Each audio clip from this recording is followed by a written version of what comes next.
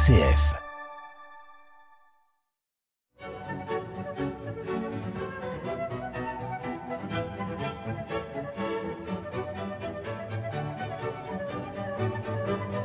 Les raisons de la passion. Un magazine présenté par Michel van den Bosch.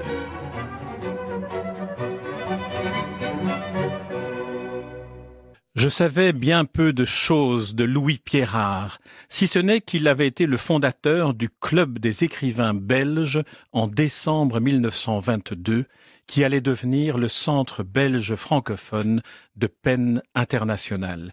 J'ai entendu reparler de lui lorsque j'ai été sollicité en 2022 par un journaliste qui préparait un article sur le centenaire de l'association de promotion de la littérature et de défense du droit à la liberté d'expression. Il est vrai qu'originaire moi-même de Frameries, j'aurais pu l'avoir au moins étudié et répertorié dans la base de données à laquelle je m'étais attelé dès les premiers jours de ma retraite. J'avais constitué sur nombre d'écrivains francophones de Belgique, wallons, bruxellois et originaires des Flandres pour certains, des bibliographies que je mettais en ligne et que j'agrémentais lorsque j'avais eu l'occasion de les enregistrer d'entretiens radiophoniques.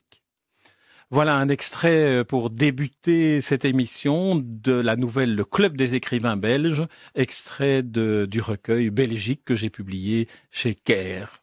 Eh bien, mesdames, messieurs, bonjour, bienvenue dans notre émission Les raisons de la passion, avec aujourd'hui Frédéric Petit à la technique, votre serviteur Michel van den Bosch au micro, et nous avons le grand plaisir de recevoir aujourd'hui Jean Joniot. Bonjour. Bonjour et merci de m'accueillir. Alors, c'est avec un grand plaisir que nous vous accueillons. Et puis, la première question de l'émission, c'est le titre de l'émission, Les raisons de la passion. Pourquoi devient-on musicien? Pourquoi devient-on peintre, écrivain, je ne sais pas tout quoi?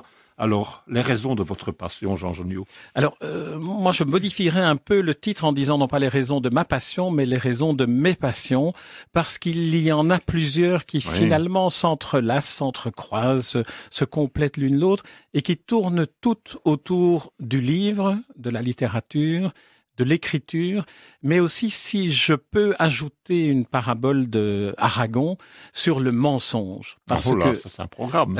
Voilà.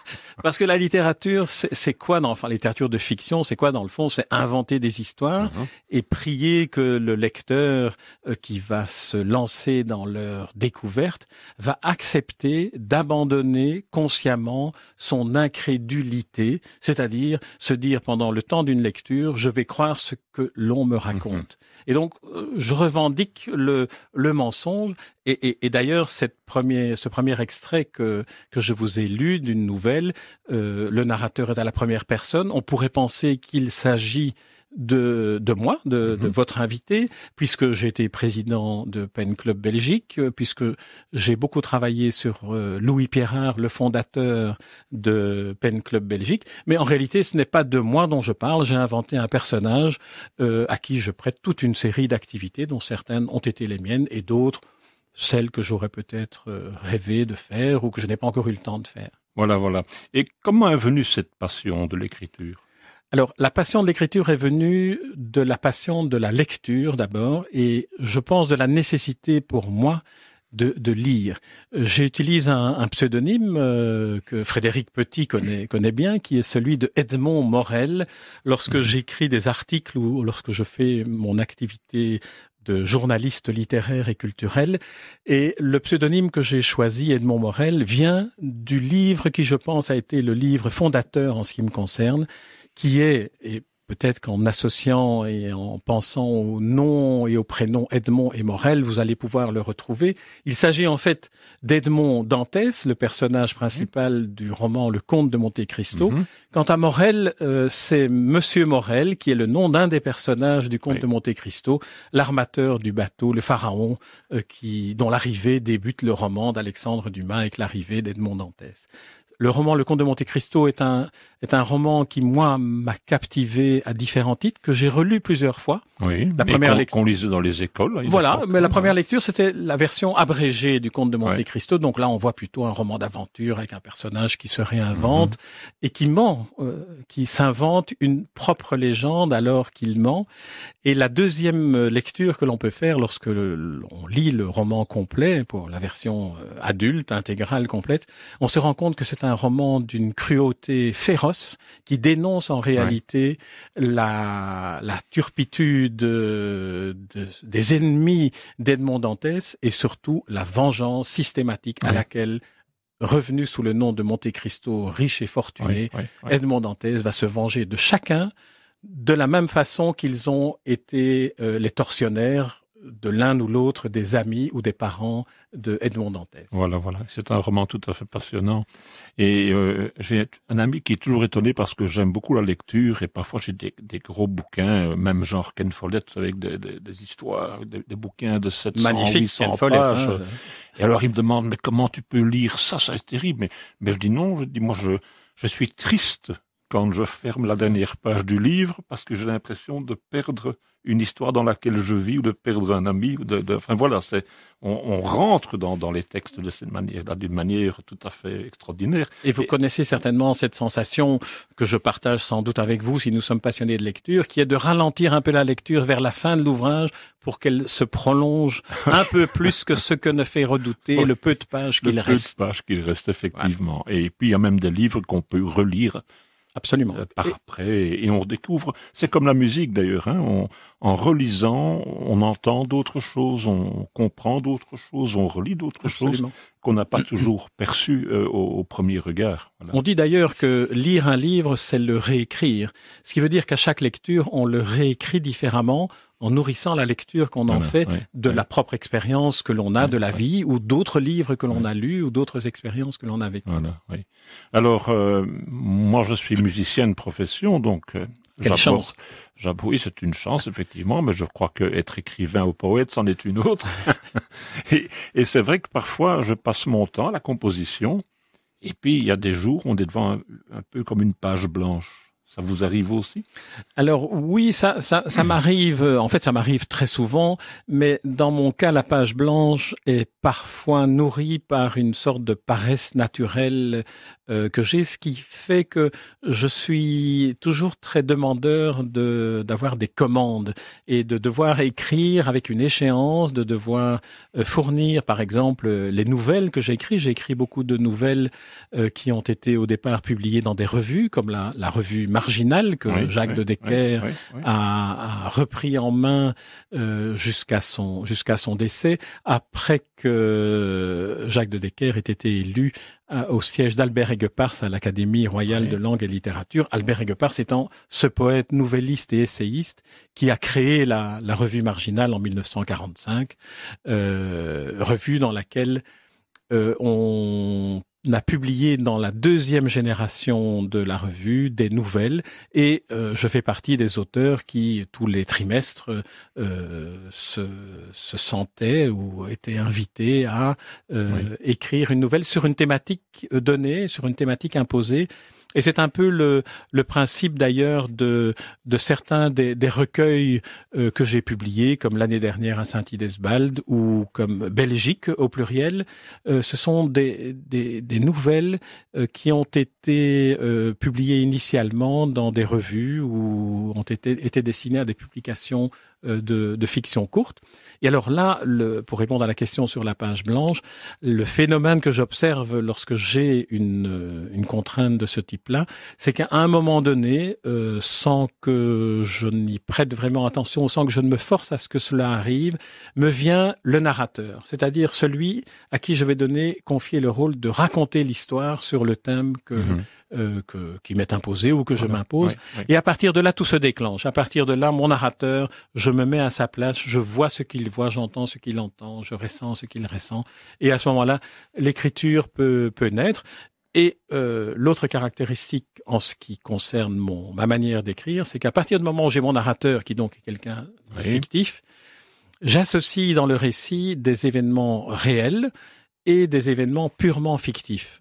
Par exemple, dans le cas du recueil belgique, je parle d'un personnage qui est un personnage purement fictif, qui fait croire à ses amis qu'il va partir en Chine, faire un long voyage en Chine, et finalement, à la veille du départ, il a tellement tanné ses amis que ses amis n'en peuvent plus de l'entendre parler de la Chine, mais il rate son avion. Alors plutôt que d'avouer à tous ses amis qu'il n'est pas parti en Chine, il s'enferme dans son grenier chez lui et avec Internet, il ouvre une page Facebook, Mon voyage en Chine, et il raconte un faux voyage en Chine. Donc voilà, on revient au mensonge. On revient au mensonge, on revient à l'imposture, mais à tout ce que cela permet de créativité. Ouais. Alors la fin de cette histoire, que je ne vais pas dévoiler entièrement, fait que l'imposture est dévoilée, puisque notre ami, notre narrateur, ne choisit pas d'autre moment pour rentrer en Belgique que le jour où l'aéroport de Hong Kong est fermé pour cause d'une grève et de manifestations. Donc tous ses amis savent à ce moment-là qu'il n'a pas été en Chine. Et il embraye immédiatement en disant « Mais attendez, je vais vous raconter l'histoire de mon oncle ou de mon arrière-grand-oncle qui a contribué à la création du chemin de fer de Pékin à Hankou. » Et en fait, ce personnage-là a vraiment existé. Ce n'est pas le grand-père de mon narrateur qui n'existe pas, mais ce personnage-là a vraiment existé. Et on entre à ce moment-là dans la Chine de Monsieur Jadot, qui était un des ingénieurs envoyés par Léopold II en Chine pour créer ce chemin de fer qui existe toujours. Eh bien. Nous allons faire une première pause. Je vais demander à Frédéric si à l'avenir on ne pourrait pas donner à notre émission 110 minutes parce que nous avons toujours des invités extrêmement intéressants. Écoutez, Michel, alors si vous le voulez, moi je veux bien, ou alors je vous en donne une toutes les semaines. Ah, alors Jean Geniot, c'est toujours l'invité qui vient avec ses choix musicaux. Alors, qu'est-ce que vous nous proposez comme première pause musicale? Alors, étant originaire d'Écossynes et ayant eu le grand bonheur de connaître Julos Bocarn, lorsque je suis invité dans des émissions qui évoquent littérature et poésie, j'aime à proposer qu'on le réécoute. Alors moi, je vous propose de réécouter dans un premier temps Le Petit Royaume, qui est une sorte de chanson phare de Julos Bocarn, qui est aussi la chanson dont la musique d'Étienne Gilbert est une sorte de thème récurrent. Dès que Julos Bocarn apparaissait sur scène, on entendait cette petite musique-là. Et c'est une musique que j'avais eu l'occasion d'évoquer avec Julos lui-même, après lui avoir présenté un petit livre que j'avais écrit à son propos et qui a été publié quelques semaines avant sa mort. Et donc j'ai eu le plaisir d'aller déguster une tarte aux fruits avec lui pour lui présenter. Eh bien, nous écoutons Julos Bocarn. Même si notre histoire paraît dérisoire dans le temps qui fuit, même si elle est vaine, cette course humaine, vers quoi et vers qui ce petit royaume sans majordome c'est chez lui. Jamais à la traîne, viens si le vent t'amène, j'ai du frascati.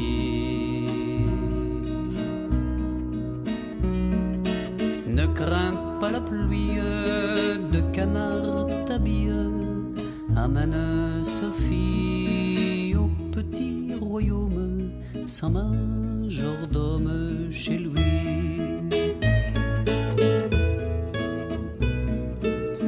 Un coin de silence, une mouche danse sur un air de gigue. Des cheveux de neige, des yeux qui recherchent, on ne sait quoi ni qui, ce petit royaume sans majordome chez lui.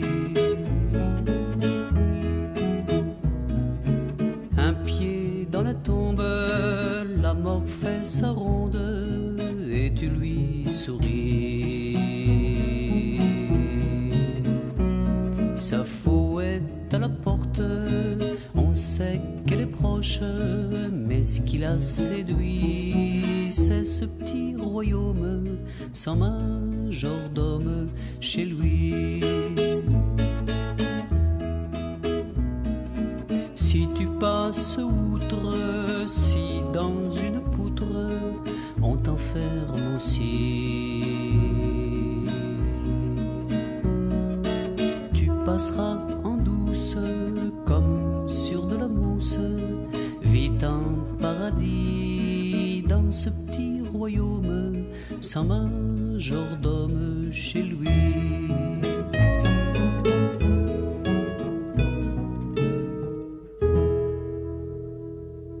Les raisons de la passion. Michel van den Bosch. Alors nous avons parlé déjà de beaucoup de choses en votre compagnie, Jean Jonio, et Julos Bocarn, vous l'avez bien connu. Alors Julos Bocarn, il fait partie de ces personnages que l'on rêve de rencontrer lorsque, comme c'était mon cas, je vivais enfant à Écossynes qui est un petit village du Hainaut, dans lequel dont sont originaires les parents de Julos Bocarn, et c'est un village qui finalement, pour un jeune enfant comme je l'étais, un peu turbulent, est un village un peu triste et un peu dépourvu de toute l'animation que moi j'aspirais à pouvoir rencontrer et à laquelle j'aspirais de pouvoir participer. Alors Julos Bocarn, je l'ai rencontré par le biais de Henri Lejeune, que j'aime beaucoup à évoquer aussi. Henri Lejeune est un grand peintre et un peu méconnu, dont l'œuvre n'est pas assez mise en évidence. Et Henri Lejeune était d'un très grand ami de Julos Bocarn. Henri Lejeune, peintre surréaliste, était aussi un céramiste. Et c'est par le biais de Henri Lejeune, qui organisait ce qu'ils appelaient avec Julos des lessives poétiques, que le jeune adolescent que j'étais a pu commencer une véritable activité artistique, je dirais, mais surtout de participer à ce mouvement, de se dire, tiens, avec un grand poète et chanteur comme Julos et un peintre que moi j'admirais au-delà de tout, pouvoir inventer une lessive poétique qui était organisée au pied du château fort d'Écossynes, qui était un peu l'emblème d'Écossynes. Et donc je l'ai rencontré pour la première fois à ce moment-là.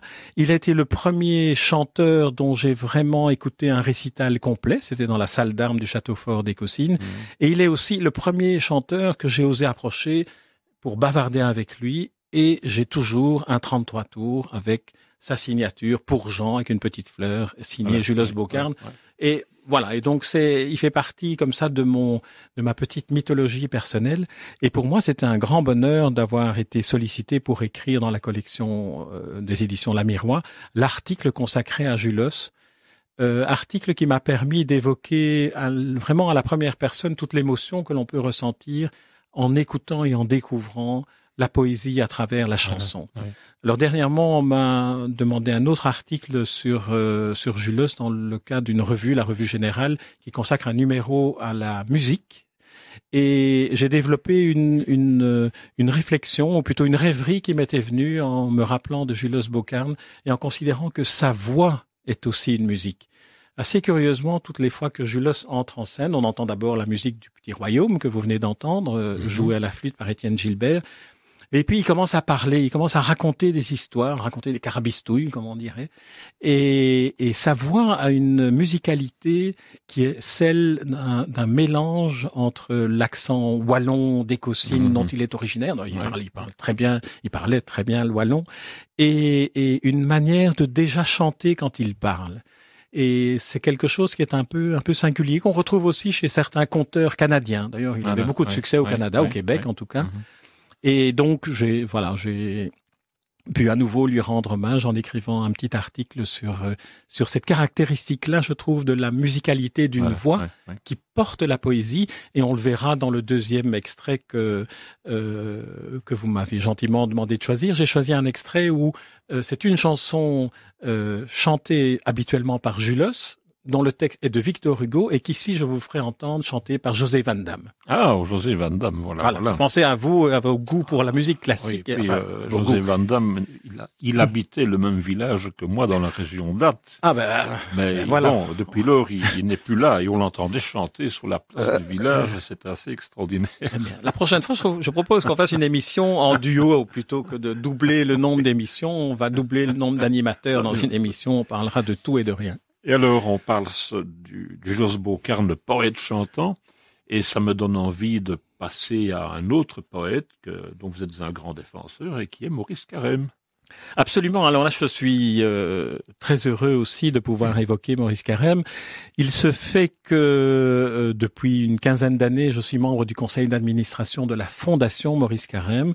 C'est une fondation dans laquelle Jacques de Decker, lui encore, m'avait demandé d'entrer comme administrateur pour pouvoir contribuer à ce que cette fondation, qui est basée dans la maison de Maurice Carême, la maison que Maurice Carême a construite dans les années 30 avec son père qui était peintre en bâtiment.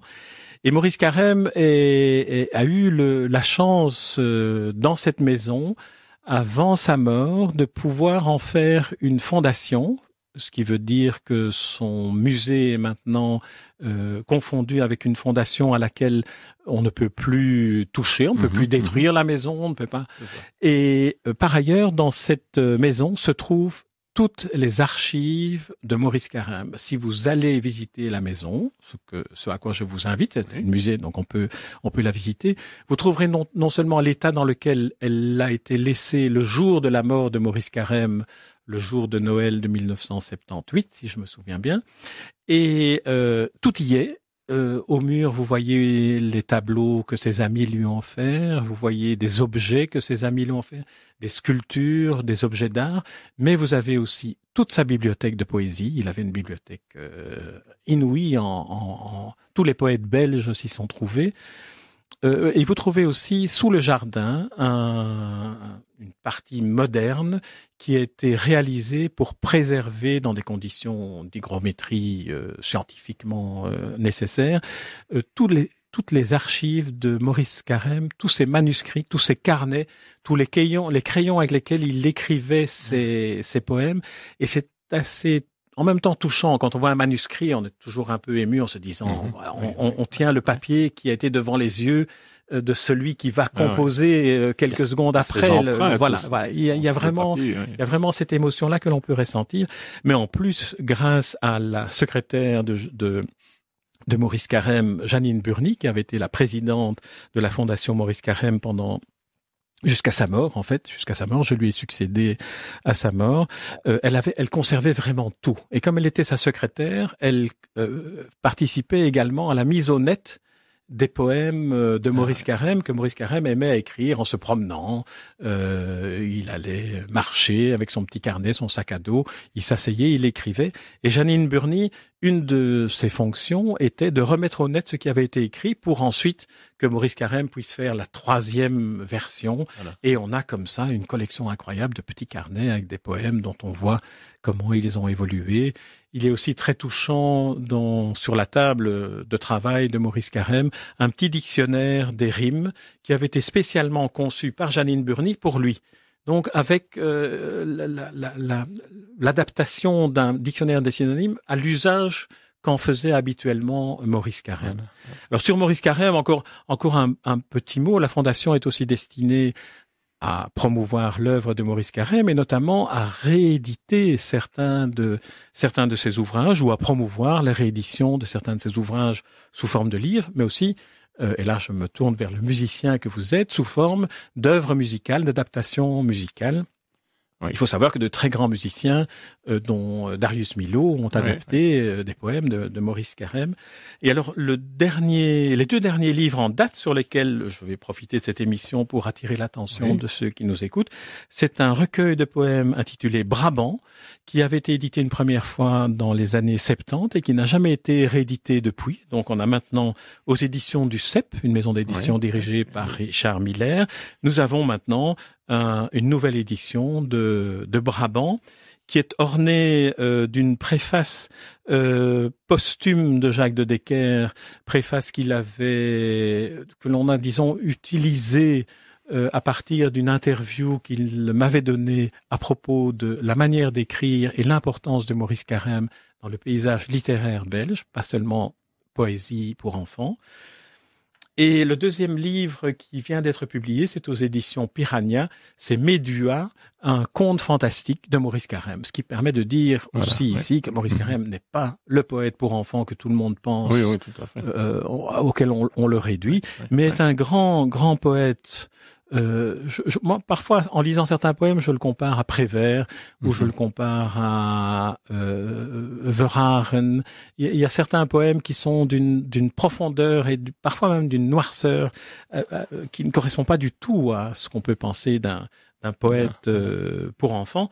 Et alors, j'attire aussi l'attention sur Maurice Carême, le romancier. Il a par exemple écrit le premier roman dont le personnage central est le supporter d'un club de football, en l'occurrence Anderlecht. Et c'est oui, parce que lui, de sa maison, entendait les échos. Oui. C'est ce que j'imagine, oui. Et alors le deuxième roman, c'est Un trou dans la tête, qui n'a pas encore été réédité, et qui est un roman assez inouï qui raconte, le trou dans la tête, c'est le délire éthylique d'un alcoolique auquel Maurice Carême consacre ce récit qui est assez vertigineux. Et si vous voulez bien me laisser encore 30 secondes, je vous lis un petit poème extrait de Brabant. Comme ça, vous entendrez un peu un poème qui est différent de ce qu'on peut entendre ou attendre. Il arrive que, rentrant tard par les longues routes du soir, les chevaux tout à coup s'arrêtent et comme là, baissent la tête dans la charrette. Et baissent la tête. Dans la charrette, le fermier n'esquisse pas le moindre geste pour les contraindre à se presser. La lune sur les blés jaunis vient lentement de se lever et l'on entend comme le bruit d'une eau qui coule dans l'été. Quand les chevaux rentrent très tard, le fermier ne sait pas pourquoi, le long des routes infinies, il les laisse avidement boire aux fontaines bleues de la nuit. Aux fontaines bleues de la nuit. Voilà. Eh bien, Beaucarne, Carême, Beaucarne. Vous nous proposez, je crois, une seconde chanson de Julos. Alors, une seconde chanson de Julos qui est extraite d'un disque que j'aime beaucoup écouter. Le disque s'intitule Il chante, au pluriel, Il chante Julos Beaucarne. Et toute une série d'artistes se sont attribués une des chansons de Julos Beaucarne. Il y a Claude Nougaro, il y a Marquin, il y a Pauline Julien, il y a Gilbert Lafaille. Et celui que je voulais vous faire entendre est un poème de Victor Hugo qui est chanté ici par José Van Damme, Je ne songeais pas à Rose. Eh bien, nous écoutons José Van Damme.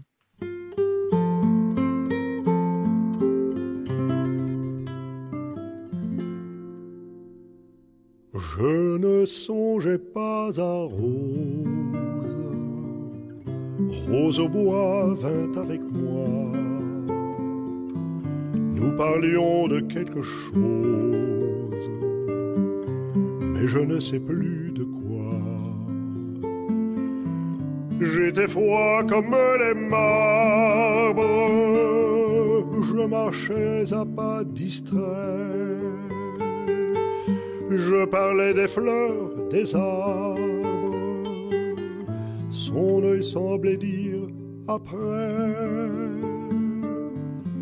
La rosée offrait ses perles, le taillis ses parasols. J'allais, j'écoutais les merles et Rose les rossignols. Moi 16 ans, il est morose, elle vint, ses yeux brillaient. Les rossignols chantaient rose, et les merles me sifflaient. Rose droite sur ses hanches, leva son beau bras tremblant pour prendre une mûre aux branches. Je ne vis pas son bras blanc. Une eau courait fraîche et creuse sur les mousses de velours. Et la nature amoureuse dormait dans les grands bois sourds. Rose défit sa chaussure et mit d'un air ingénu son petit pied dans l'eau pure. Je ne vis pas son pied nu. je ne savais que lui dire. Je la suivais dans le bois, la voyant parfois sourire et soupirer quelquefois. Je ne vis qu'elle était belle qu'en sortant des grands bois sourds. Soit n'y pensons plus, dit-elle.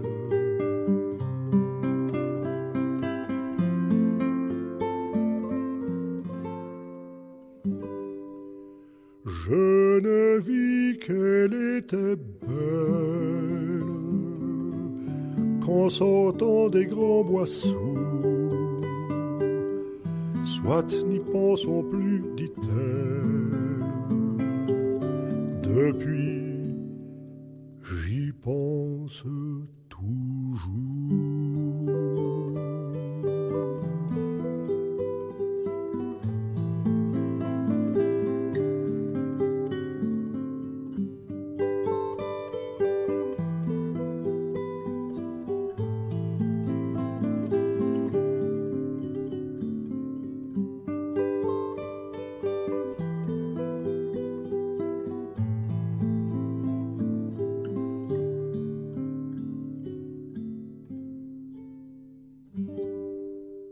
Les raisons de la passion. Michel van den Bosch. Alors voilà, nous avons parlé de Maurice Carré, mais j'ai tout de même encore envie d'en parler un petit peu parce que, effectivement, vous y avez fait allusion. Moi, quand j'étais enfant à l'école, je me rappelle qu'on récitait des poèmes de Maurice Carré, effectivement. Et c'est vrai que Maurice Carré, pour beaucoup de gens, ça reste un poète pour les enfants. Mais en parlant justement des enfants, j'ai tout de même l'impression que la poésie est tout de même nettement moins présente dans nos écoles que par le passé. Alors là, je ne peux pas répondre sociologiquement, je ne sais pas quelle est la part de la poésie dans les programmes pour enfants. En tout cas, ce que je peux vous dire, c'est que non seulement je partage votre préoccupation que la poésie soit toujours rendu accessible aux enfants, mais une des fonctions de la Fondation Maurice Carême est d'organiser des animations autour de la poésie à partir des poèmes de Maurice Carême dans les écoles. Et là, le directeur de la Fondation Maurice Carême, François-Xavier Lavenne, que je salue ici parce que je sais qu'il va écouter notre émission, est un passionné de ce travail d'animation avec des enfants à partir des poèmes de Maurice Carême. Par exemple, si on est à la Journée mondiale de l'eau, il va rechercher des poèmes consacrés ou évoquant l'eau dans l'œuvre de Maurice Carême et travailler avec les enfants sur comment écrit-on la poésie, comment écrit-on l'eau, comment parvient-on à être sensibilisé à je prends l'exemple de l'eau, à l'eau, à travers l'écriture de poèmes, la lecture de poèmes, mais aussi la composition, le jeu avec les mots. Et ça, c'est un premier élément de réponse. Deuxième élément de réponse, il faut savoir que Maurice Carême a été instituteur et sa femme Caprine était aussi institutrice. Et la naissance de l'intérêt de Jules Bogart, comme un lapsus de Maurice Carême pour la poésie pour enfants est le défi qu'avait lancé sa femme à ses élèves d'écrire de la poésie. La femme de Maurice Carême, Caprine, était professeure dans une école primaire pour filles et Maurice Carême dans une école primaire pour garçons. Et donc c'était comme ça que ça fonctionnait. Il a dit aux garçons, mais écoutez, si les filles peuvent écrire des poèmes, écrivez des poèmes. Et il s'est rendu compte à ce moment-là de la dimension poétique de l'âme d'un enfant.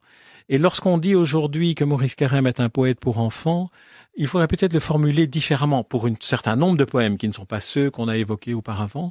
Maurice Carême parvient à se mettre, à retrouver en lui l'âme de l'enfant pour exprimer certaines réalités, pour exprimer certains sentiments, pour exprimer certaines émotions, pour exprimer certaines réalités qui l'entourent. Il reprend le filtre de l'âme d'enfant que nous avons tous été pour reproduire dans la forme des poèmes ce qu'il ressent, ce qu'il voit, ce qu'il veut partager. Et c'est une manière, je trouve, de mieux définir ce qu'est la poésie pour enfants dans l'œuvre de Maurice Carême, qui est cette démarche-là de nous inviter à retrouver en nous l'âme d'un enfant. C'est un peu aussi ce qu'on peut ce qu'on peut imaginer en philosophie, même si Maurice Carême ne s'intéressait pas particulièrement à la philosophie, mais on peut considérer que des enfants sont les premiers vrais philosophes, puisqu'ils osent poser les vraies questions, Oui. sans avoir de préjugés, sans anticiper la réponse qu'on pourrait donner. Donc et en poésie, il y a cette âme d'enfant pour la poésie que Maurice Carême a réussi à mettre en évidence. Dernier élément sur la transmission de la poésie par le biais de Maurice Carême. Maurice Carême était le premier, il était professeur, il connaissait bien le néerlandais, il enseignait aussi le néerlandais dans son école. Il était le premier à faire une anthologie des poètes flamands traduits en français, qu'il traduisait en français. Et donc, il était le premier aussi à créer une passerelle entre les deux communautés qu'on n'appelait pas communautés à l'époque. Non. Mais il a permis de faire connaître à un public belge un certain nombre de grands poètes flamands, écrivant en néerlandais, qu'il a traduit et qu'il a rassemblé dans la première des anthologies bilingues flamand-français de la poésie belge. Et donc, si je comprends bien, la Fondation Carême, vous êtes éventuellement prêt à faire des animations dans les écoles. Il y a Ça fait partie de notre mandat. Voilà. Ça fait partie de l'objet social de la Fondation. Promotion de l'œuvre de Maurice Carême, préservation de tout ce qui se trouve dans le musée, préservation évidemment des manuscrits et de toutes les pièces muséales qui s'y trouvent, mais promotion de la poésie à l'égard du public, des enfants. L'apprentissage de la poésie est organisé sous forme d'ateliers dans les écoles. Et donc François-Xavier Lavenne se déplace dans des classes et organise des animations. Il fait ça aussi à la Foire du Livre de Bruxelles. Si vous passez, il y a toujours un stand Maurice Carême à la Foire du Livre de Bruxelles. Et là, les jours où la Foire du Livre est ouverte aux écoles, il organise aussi des animations. Alors c'est extraordinaire parce qu'il découpe des petits personnages, il découpe des petits perroquets, des petits oiseaux. Enfin, c'est vraiment une animation adaptée pour les enfants et qui permet aux enfants de se dire, tiens, dans le fond, la poésie n'est pas inaccessible. Et c'est peut-être ça une manière de réellement permettre l'apprentissage, c'est de dire, c'est possible. Voilà, oui. Ben, en tout cas, je retiens l'idée parce que j'imagine et j'espère que des enseignants nous écoutent. Et puis voilà, une belle idée quand même d'animation pour des enfants, à mon avis de tous les âges d'ailleurs. Absolument, non, il suffit de s'adresser à la Fondation Maurice Carême, dont en tapant Fondation Maurice Carême ou simplement Maurice Carême sur un moteur de recherche, on retrouve l'adresse. Et en tapant la Fondation Maurice Carême, j'imagine qu'on trouve l'adresse du aussi, musée. Donc l'adresse, la maison très belle s'appelle la Maison Blanche. D'ailleurs, Maurice Carême a écrit un très beau poème qui s'appelle La Maison Blanche, où il raconte ce que cette Maison Blanche a représenté pour lui. Il écrit aussi sur le petit jardin qui est derrière, avec un pommier et les poèmes qu'il a écrits assis à l'ombre du pommier de son jardin. Et la maison est avenue Nelly Melba, numéro 14, à Anderlecht.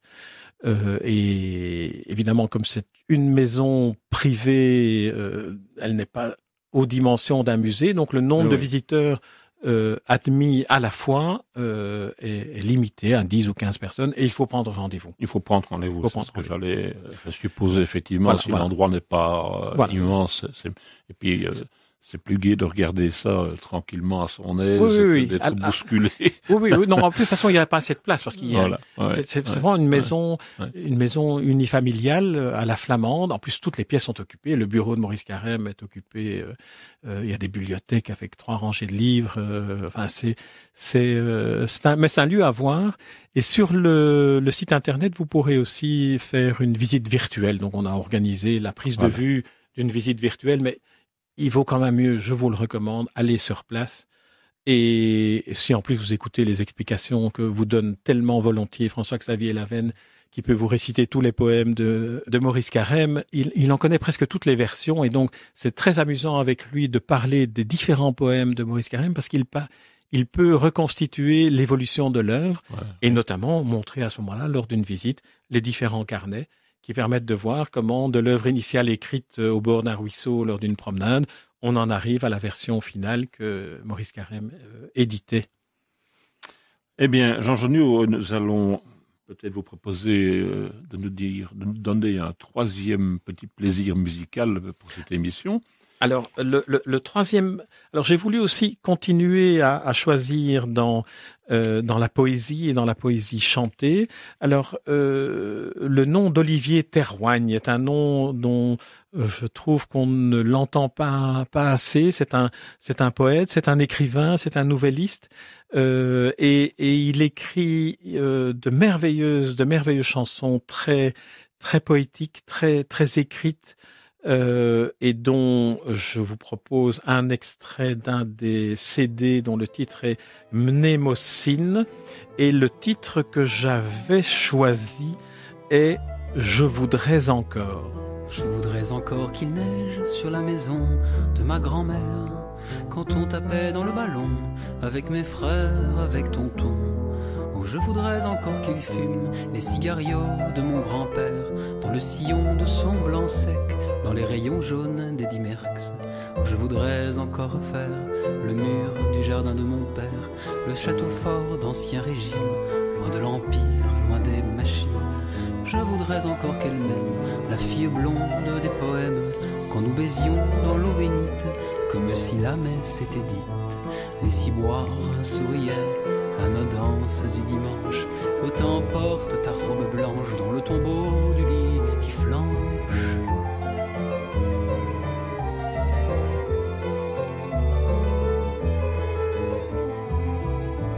Je voudrais encore vouloir la volonté d'être le fort, cet aigle surgi de nulle part, d'un vieux Noël ou d'une amphore.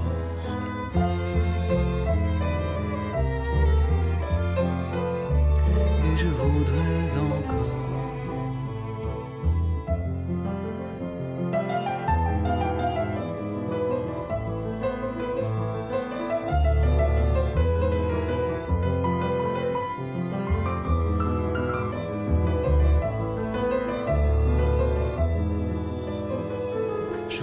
encore du soleil sur les prairies de ma grand-mère, tartine à la pêche au Véron, avec tata, avec tonton. Où je voudrais encore qu'elles pleurent, les petites sœurs avec ma mère, pour que les larmes de leurs petits yeux fassent repousser les jours heureux.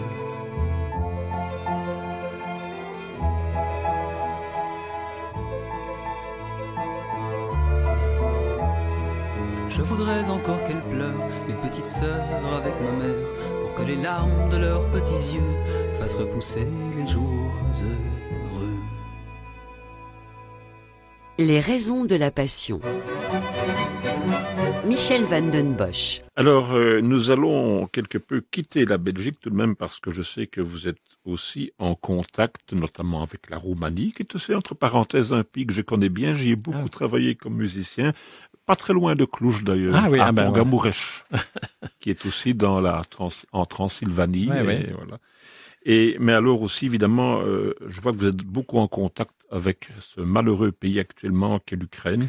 Oui, alors c'est deux contacts différents. Pour la Roumanie, j'ai eu le grand bonheur, et j'ai le grand bonheur d'être traduit. Tous mes livres ont été traduits depuis le premier en roumain et sont publiés en Roumanie. Une thèse d'ailleurs de doctorat est en train d'être écrite par une étudiante à l'université de Cluj, que vous citiez. Très jolie ville. Sur mes nouvelles et sur la marginalité dans mes nouvelles, puisque dans mes nouvelles, je raconte, j'ai une série de thématiques récurrentes, dont une est les marginaux, les clochards.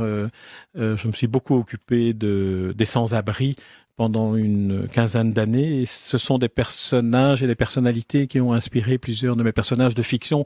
Et là, à nouveau, c'est le mensonge et le vrai, la vérité de ce que j'ai vécu, dont je témoigne à travers cette forme de narration littéraire fictive. Et la Roumanie, donc en Roumanie, j'étais publié dès le premier recueil de nouvelles, et même mon premier roman a été publié d'abord en roumain avant d'être publié en français, ce qui est toujours une manière originale, je veux dire, de faire paraître un livre. Par ailleurs, dans d'autres langues, mes livres sont aussi traduits, et le prochain projet est une traduction en chinois d'une des nouvelles dans lesquelles je raconte un épisode de l'occupation pendant la Deuxième Guerre mondiale à Écossynes et des actes de résistance qui ont été exercés par une Chinoise qui se trouvait à Écossynes et qui fait partie de la légende d'Écossynes et de la résistance. Et donc voilà, il y aura une édition chinoise. Oui, j'allais vous poser la question, comment est-ce que... Voilà, c'est passé pour ça, en parlant de la Chine. Alors je suis aussi traduit en ukrainien, et là c'est évidemment une autre dimension qui est plus grave et sur laquelle il faut vraiment prêter attention, et notamment à ces écrivains qui en Ukraine ont choisi de rester sur place. J'en connais personnellement 3 qui sont devenus des amis et qui ont choisi de rester là-bas en Ukraine. L'un d'entre eux s'appelle Dmytro Chistiak, l'autre Ivan Ryabchi, et je leur rends hommage ici parce que j'ai eu l'occasion de les interviewer plusieurs fois par Zoom, puisque à l'époque du Covid, on a découvert que Zoom permettait de faire des interviews à distance. Ce qui a trouvé un développement nouveau avec la guerre en Ukraine, et qui m'a permis de pouvoir redonner la parole à Dmytro Chistiak et Ivan Ryabchi pour témoigner de la manière qu'ils ont de vouloir continuer, d'abord rester sur place. Donc ils sont à Kiev. La première interview que j'avais faite d'Ivan Ryabchi, il était 11h du matin à Kiev. La veille, pendant la nuit, la maison à côté de celle dans laquelle il se trouvait avait été bombardée par des missiles. Et je me souviens d'avoir été très ému de voir sur l'écran Dmytro en costume cravate, digne pour pouvoir répondre malgré les bombes qui tombaient autour de lui. Alors Dmytro Chistiak, pour parler de lui avant d'évoquer Ivan Ryabchi, Dmytro Chistiak est poète, il est traducteur, et une des dernières publications à laquelle il s'est consacré est une anthologie de la poésie ukrainienne depuis 1830 jusqu'à nos jours, dans laquelle il a l'occasion de faire connaître une série de poètes ukrainiens qu'il a traduit lui-même en français. C'est un merveilleux traducteur dans son activité professionnelle normale. Il est le traducteur de Marguerite Yourcenar, de Maurice Maeterlinck, de Philippe Jacotet, de Marcel Thierry, pour ne citer que quelques-uns. Et là, il s'est consacré à la traduction vers le français, cette fois-ci, de poètes ukrainiens dont il a composé une anthologie que l'on peut trouver, les références seront sur le site du podcast, j'imagine, chez un éditeur à Rouen, Christophe Chauman, qui a publié ce recueil dont le titre est Clarinette solaire. Et je vous propose de lire quelques vers de Dmytro Chistiak lui-même, puisqu'il a mis un de ses poèmes. Je te vois pour la dernière fois dans l'éclat des vitres du soir, pour ne pas pleurer tu chantes, puis t'éloignes, ton sourire disparaît, je ferme les yeux. Il publie aussi d'autres poètes, comme Lessia Ukrainka, qui est une poétesse de la fin du siècle dernier, dont je lis aussi quelques lignes. Ô nuit ténébreuse, tu voiles les peines, humaines de tes ailes souveraines, les feux vespéraux sont éteints, les songes ont conquis les humains. Et je trouve que tous ces poèmes qu'il a choisis très finement ont tous une résonance avec ce que nous devinons ou avec ce que nous savons de la situation telle qu'elle est là-bas. Alors un dernier exemple de cela, c'est un poème de Maxime Rilski, qui est décédé en 1964, donc poète contemporain finalement de Maurice Carême, qui écrit ceci: poète, sois juge pour tout ton être, dans la nuit noire des solitudes, contemple l'âme et sans paraître, juge-la en vérité, en maître, condamne sans sollicitude. Et là aussi, on peut retrouver des échos de cette littérature que l'on ne connaît pas finalement. Non, on ne la connaît pas du tout. Alors l'autre ami écrivain est Ivan Ryabchi. Le troisième dont je ne parlerai pas parce qu'il est très connu, c'est Andrei Kourkov, qui m'a fait le plaisir de faire la préface de mon recueil traduit en ukrainien, L'ivresse des livres. Mais lui est très présent en dehors. Lui est devenu un véritable ambassadeur de l'Ukraine en dehors de l'Ukraine, mais il y revient. Il est revenu maintenant à Kiev. Alors le troisième dont j'aurais parlé, c'est Ivan Ryabchi. Ivan Ryabchi est lui aussi traducteur et éditeur. Alors il a la caractéristique, et dans son actualité, il a la caractéristique d'avoir et d'être le traducteur des albums de Tintin. Alors, il a obtenu un contrat avec Moulinsart, avec les ayants droit de Hergé, pour traduire et publier en ukrainien les albums de Tintin. Et le premier qu'il a publié est Tintin au pays des Soviets. Et il y a quelque chose de très puissant et de très fort à relire Tintin au pays des Soviets à travers son regard à lui, et il en parle dans une des interviews que j'avais faites de lui, à relire Tintin au pays des Soviets, où dans le fond, si vous vous souvenez, on voit un peu, comme dans les souvenirs du RSS d'André Gide, on voit un peu tout ce qui était les fake news, tout ce qui était artificiel, les fausses usines en carton-pâte derrière lesquelles il y avait des feux de cheminée pour montrer une activité industrielle qui n'existait pas, mais aussi la grande famine qui est celle que Staline a suscitée en Ukraine dans les années 30 et qui a fait des centaines de milliers de morts de faim. Et ça, il ne faut pas qu'on l'oublie lorsqu'on évoque la situation en Ukraine aujourd'hui.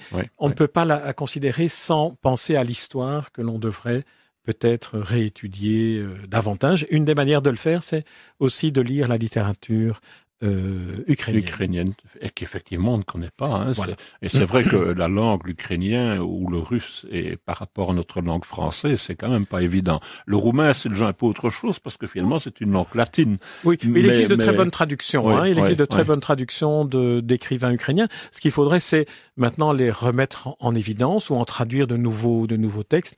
Par exemple, j'écris aussi des critiques littéraires pour le journal Le Monde et principalement sur la littérature de langue néerlandaise, mais aussi de langue ukrainienne.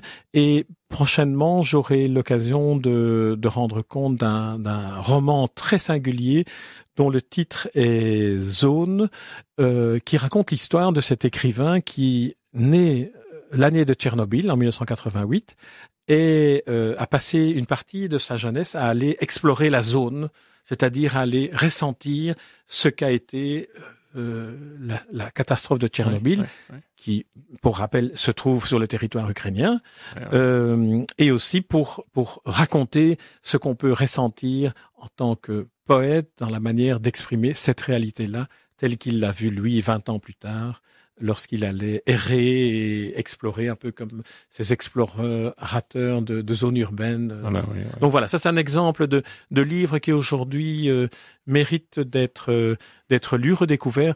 Je pense que la fiction, et c'est en cela que la liberté d'expression des écrivains est essentielle, la fiction est une manière de dire vraiment l'histoire, mais aussi de donner des instruments pour comprendre l'actualité. Que ce n'est pas seulement à travers les articles de journaux ou les reportages ou les documentaires, mais aussi à travers la manière dont les écrivains de fiction s'emparent d'une réalité que l'on peut mieux la comprendre de l'intérieur, vraiment vécue à travers ce que les protagonistes en ont connu.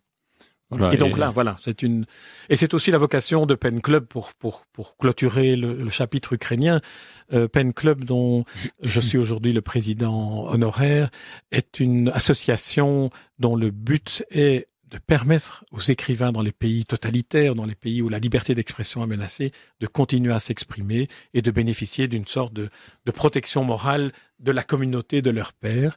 Et PEN International, c'est 150 pays, je crois, qui se réunissent tous les ans dans un congrès international où les écrivains peuvent échanger sur leurs pratiques, sur leurs besoins, sur les difficultés qu'ils rencontrent.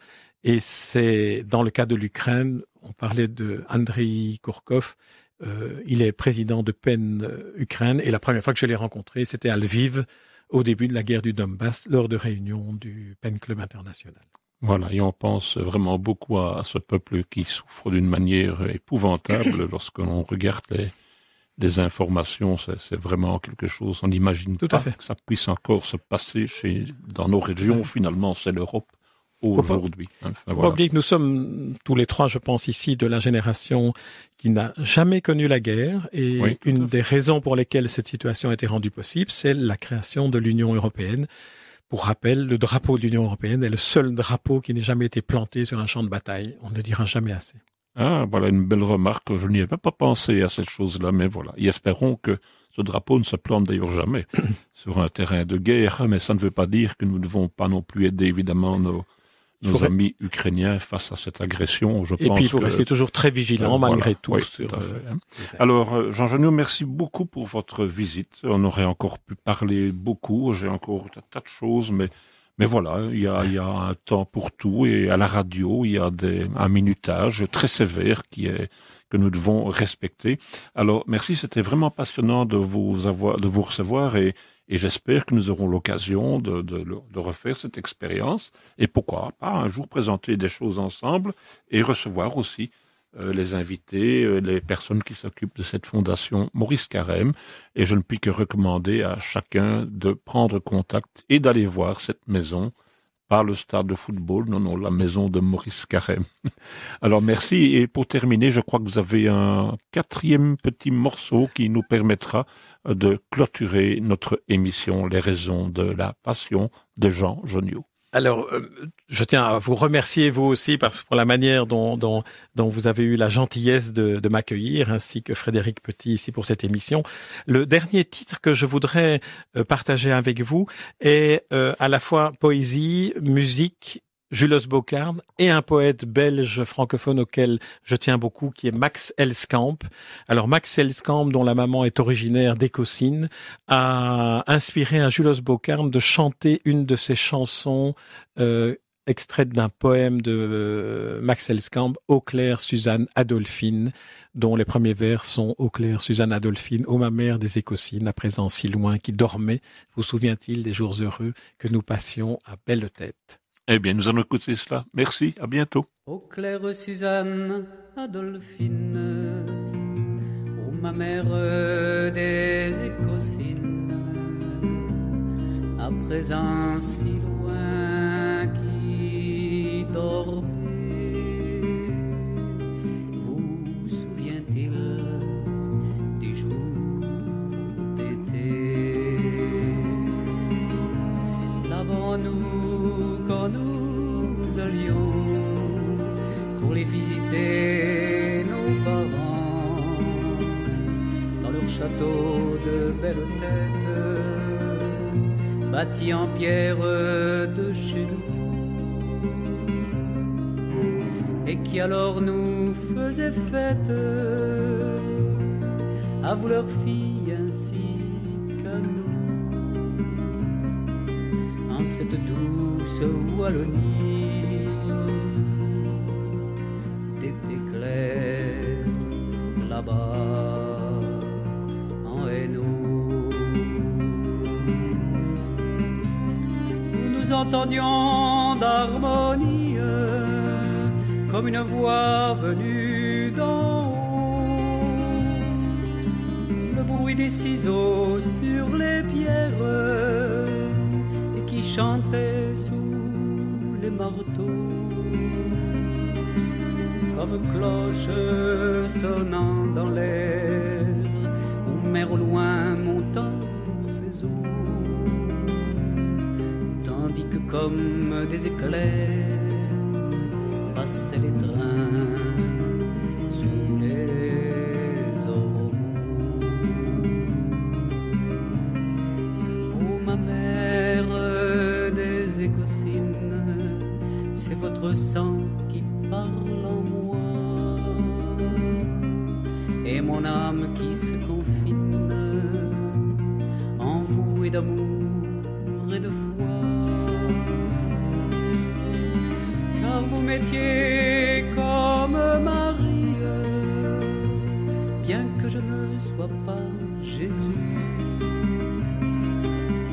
Et lorsque vous êtes partis, j'ai su que j'avais tout perdu. Ô claire Suzanne Adolphine, ô ma mère des Écosines,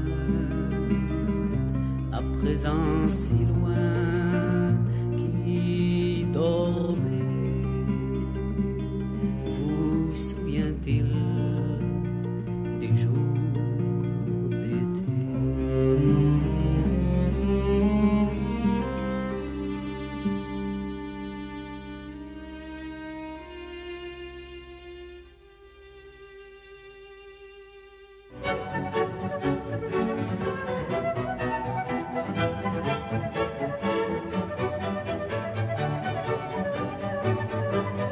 Les raisons de la passion.